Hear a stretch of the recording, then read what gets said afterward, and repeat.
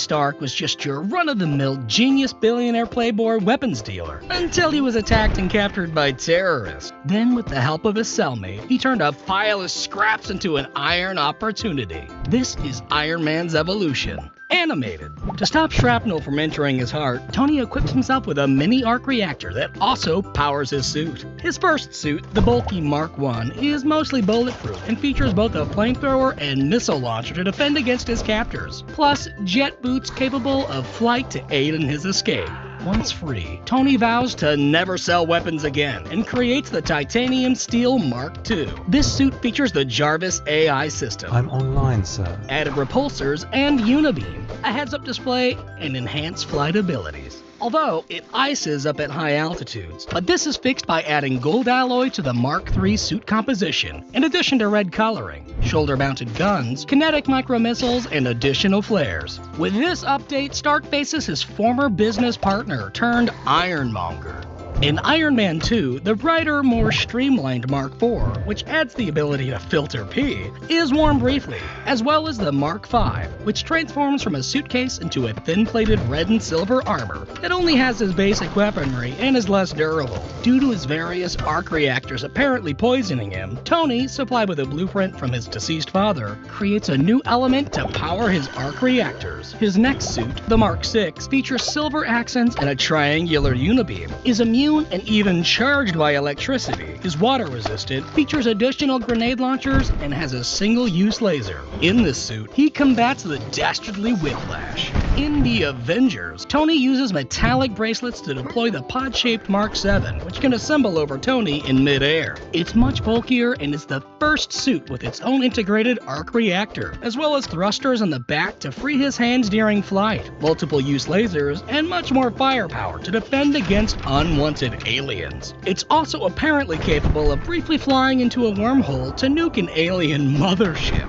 In Iron Man 3, in an attempt to manage his PTSD, Tony builds many Jarvis-controlled suits referred to as the Iron Legion, including the Mark VIII with added Kevlar for protection against missiles, the more refined Mark IX with an additional jetpack, the Mark X which has added flight stabilizers for extra speed, the Mark XI built as a prototype stealth suit with a more detailed helmet, the dark and gold-plated Mark XII with durable exoskeleton, the streamlined Mark XIII featuring a powerful rectangular arc reactor, the Mark XIV which is more lightweight for added speed, the stealth suit Mark XV that slightly camouflages itself with plates that can switch from light to dark, the Mark XVI with significant upgrades to the camouflaging system, the bulkier Mark XVII with an oversized chest to fit a powerful unibeam, the just-as chest-heavy Mark XVIII which also incorporates the camouflaging system, the uniquely colored Mark XIX built for agility and speed, the black and gold Mark XX capable of long-distance travel, the fully gold Mark XXI built for high-altitude flights, the darker Mark XXII with snazzy red flames, possibly intended as a War Machine armor for Tony's friend Rhodey,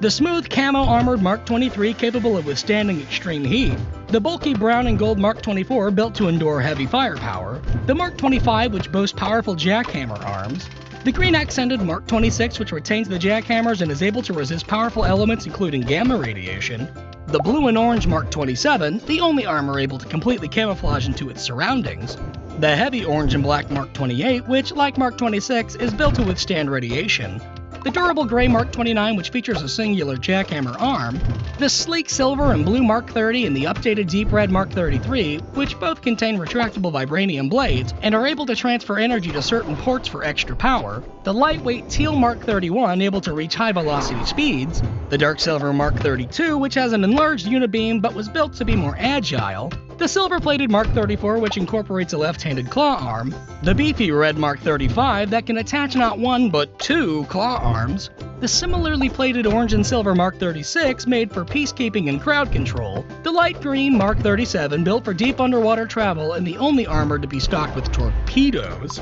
the massive blue Mark XXXVIII capable of lifting enormous amounts of weight, the white and black Mark XXXIX built for space travel, the gray and light blue Mark XL which can reach speeds exceeding Mach 5, and the thinly plated Mark XLI which can disassemble and reassemble mid-flight. In the same film, after inserting microchips into his arms, Tony is able to don the primarily gold and lightweight Mark 42 piece by piece. This armor carries over many skills and attributes from the Iron Legion and can be piloted remotely by Tony with an AR display headset.